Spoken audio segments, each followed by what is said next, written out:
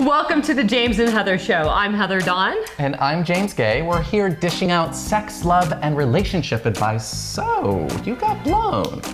I did. That's good. Thanks.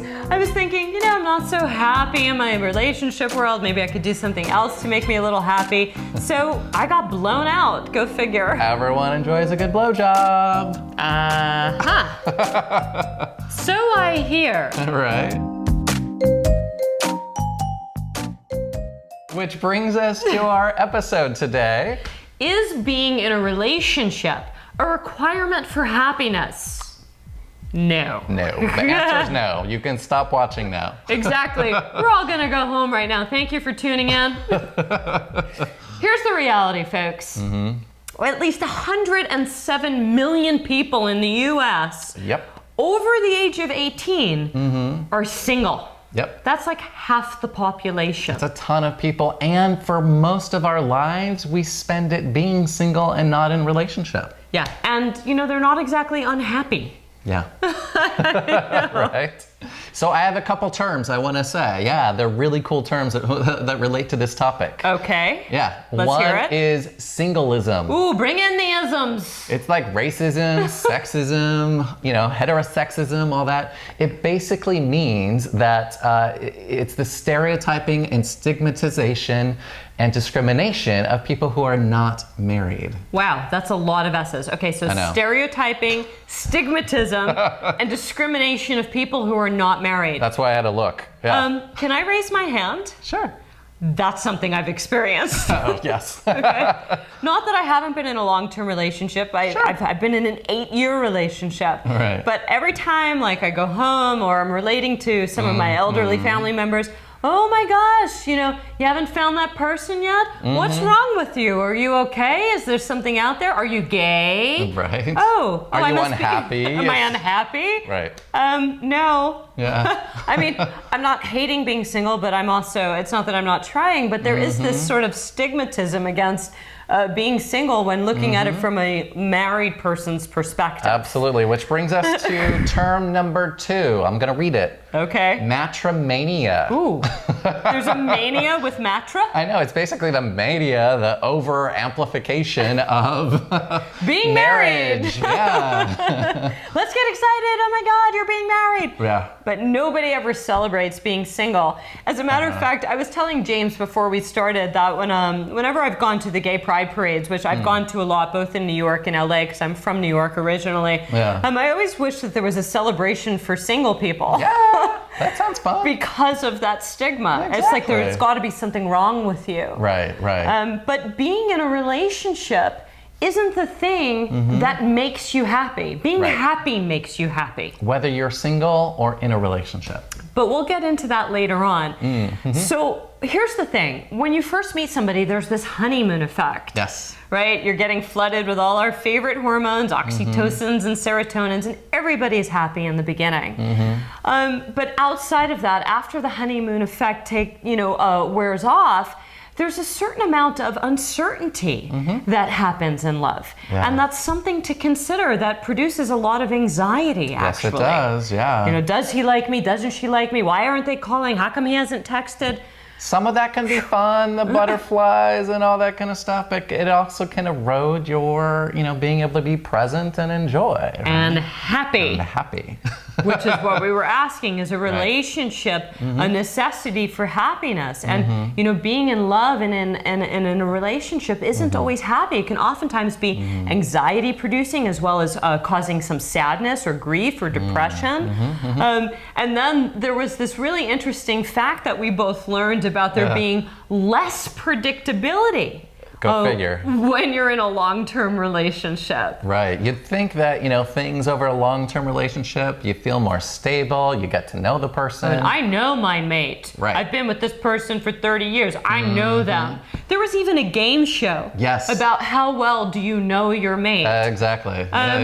Not according to stats, peeps, look up in Psych Today and a few other online examples, you know, just because you're in a long-term relationship doesn't mean you know your mate any better. Yeah, we sometimes grow apart. We're not necessarily spending as much time in the relationship, sort of seeing how each other evolve. The excitement has worn off, so you're not checking in as often. That can happen. Exactly, and it's kind of funny. Yeah. You know, what was the other thing? Oh my gosh.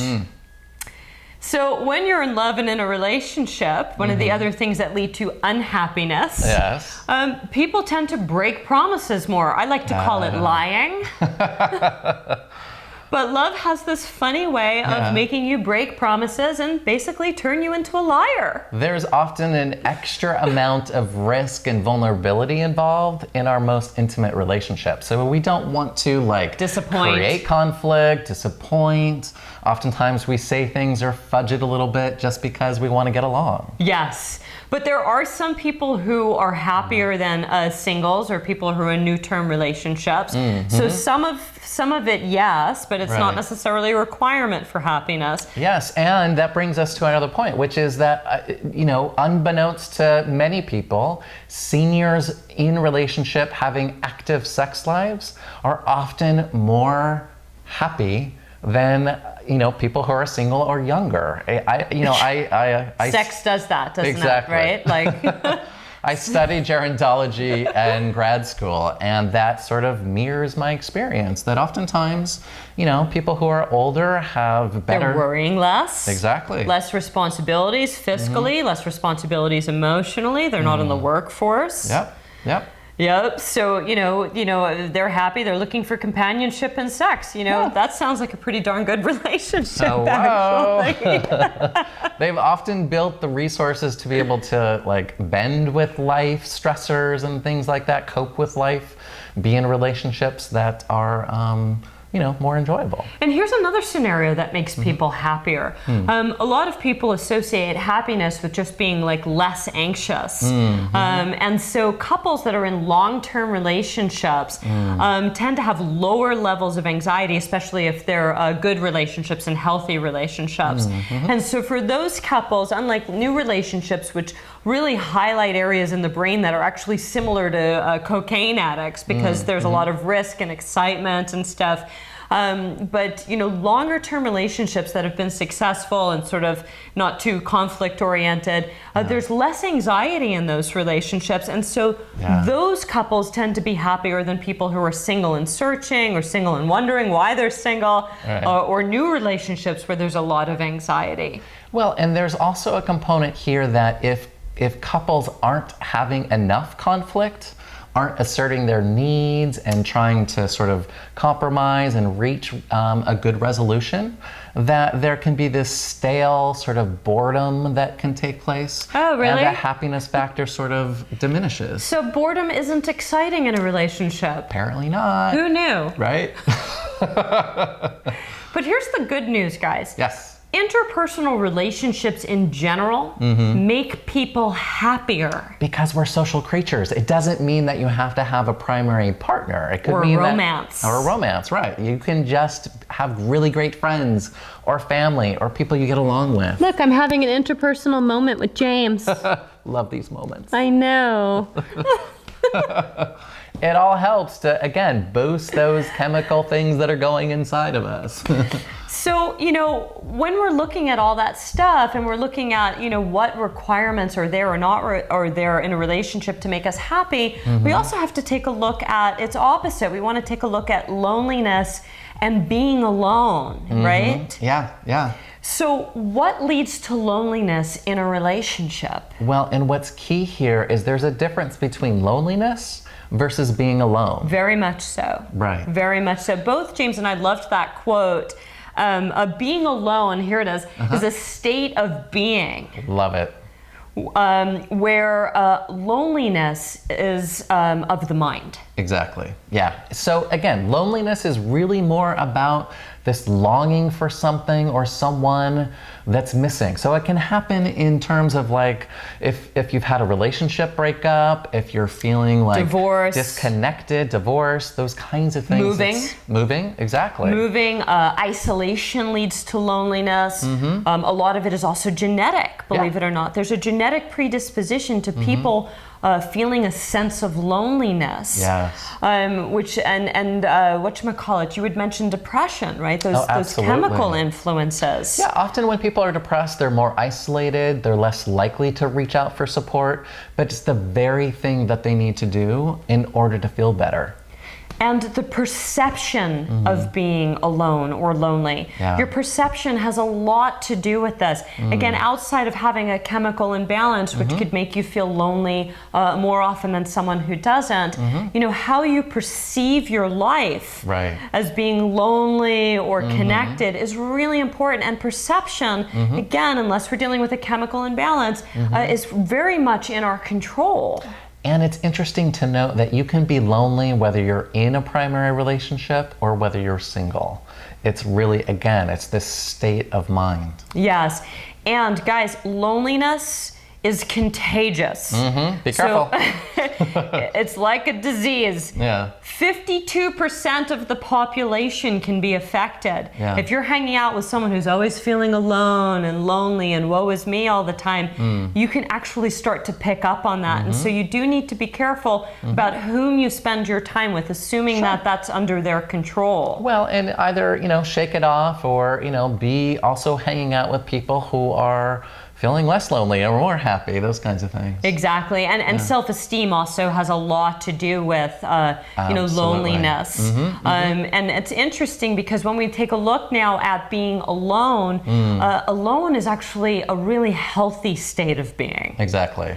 Yeah, we often need it just to sort of replenish, you know, find a sense of creativity, just to kind of deplug from the craziness of life that can be there. And believe it or not, the elderly have an easier time with being alone than the youth do. And that's because they've had more practice in life. They have memories that they can reflect upon and hobbies. The stakes are lower, you know, in their existence. And you know, with people who are a little bit younger, there can also be this constant need for reinforcement, for validation, approval, social media, you know, lots and lots of distractions, so that there isn't time to just practice being alone, being in our own skin, and really enjoying that. Yeah, and being alone, guys, is inevitable.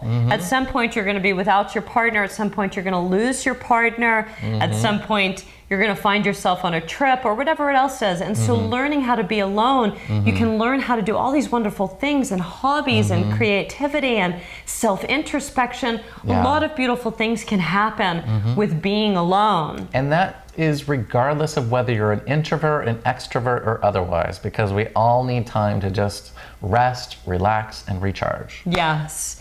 And so the question becomes, how can you be happy regardless of your relationship status? And I don't mean Facebook relationship status, by the way. I always find that half of those are just such full of crap. Oh, yeah. Lots of acquaintances. Oh, I met you. Sure, a little Facebook, you know. And then I'm always, we're so happy. You're amazing. You're happy. You're amazing. Everybody's great. Or, you know, it's just like, don't go by relationship statuses on Facebook because everybody wants to put on a good show on Facebook. I mean, like real relationship status quo. You know, how can you be happy despite or regardless of what your relationship status is, single, together, you know, there are other people like more groups. There's a term that's called solo poly, which is solo poly. James loves his terms. Which is being sort of perpetually not in a committed, exclusive relationship, but able to sort of date and be with and form different kinds of relationships. Oh, you know what the street term is that? We call that open door policy. It's the ethical sluts. It's open door policy. Open door policy. Yeah. It's great if you're on the same page as that person. Right. But when you're dealing with interpersonal neurobiology, okay? Good term. This time it's not me, it's you. It is me. But we're talking about happiness, right? So how do you generate a sense of happiness, whether you're in a relationship or not in a relationship? And the reason why we're talking about this, dopamine, oxytocin, serotonin, and endorphins. Know these terms, okay? Because you have some control over these neurotransmitters and endorphins that are released in the body. There are certain activities that you can take to actually increase these things. So let's go over it. D for dose is dopamine. The anticipation of being happy. And I want to say the anticipation of, because dopamine is not necessarily about you being happy. Right. But it does help you enhance the anticipation of it, or the hope that is involved in being happy. Yeah. So O stands for oxytocin. I get to snuggle again. It's the cuddle hormone. It's the feel-good sort of hormone from cuddles. So good. All right. Serotonin, both the feel-good and the not-so-feel-good, right? We tend to associate serotonin with only feeling good, especially as it pertains to the pharmaceutical drugs used to enhance serotonin uptake. But it's also feeling good and feeling bad hormone. And 80% of it is in your belly. Yep. Which is why sometimes when you're really hungry, you're like, I'm grumpy, I'm hungry, you're feeling bad. It affects the serotonin levels in the body. Yeah. And then endorphins. Endorphins, it's sort of like that runner's high. It's a pain regulator as well. And it also helps us to feel good. Ice on the emotions. It numbs. Pretty much. So if you're dealing with things that are uncomfortable, like pain in the body when you're exercising, or pain in your broken heart, then you're sitting here going, okay, endorphin time. And that's what gets released into the body. Right. So again, going back to how we sort of utilize these hormones, what we're aware of. What activities you can do. Meditation affects serotonin uptakes. Yep. Meditation, exercise, sex and sexercise. Yes. Active physical activity after a certain point releases, again, those endorphins. Hobbies, getting outside in fresh air. Absolutely. Your diet. Yeah. And feeling motivated, right? Yeah. All these things can increase your state of happiness. And as James and I were talking about early on, we had mentioned that it's not so much about your relationship that generates happiness, but happiness that generates a good relationship. Exactly. And again, a good relationship with ourselves, where we can take ourselves out on a date, fix ourselves a good meal, enjoy our own company, enjoy being in our own skin. Yes. It's really important for happiness when being single or in a relationship. Yes. So a relationship is not a requirement for happiness. Right. But being happy is a requirement. Absolutely. So thanks so much for watching our episode today. Yes, we really appreciate you stepping in. We have an amazing episode next week, which we were not going to tell you about because it's going to be a sneaky surprise. It's a secret.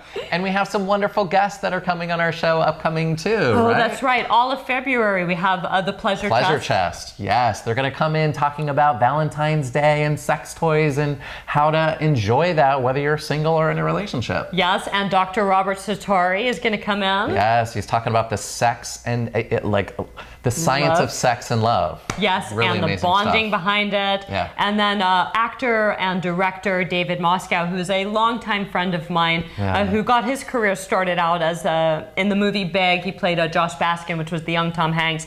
And he's really just got this amazing, beautiful life. And he's going to be talking about monogamy versus open relationships. Yeah. So really cool stuff coming up. So please stay with us and check us out. You can go to Facebook at The James and Heather Show, or our YouTube channel, The James and Heather Show. Or Twitter. Yes, or Twitter. I think it's James and Heather Show, SHO. on Twitter. Thank you so much for joining us. I'm Heather Dawn, wishing you much love, hugs, and sex. And I'm James Guay. Have a good night. Night.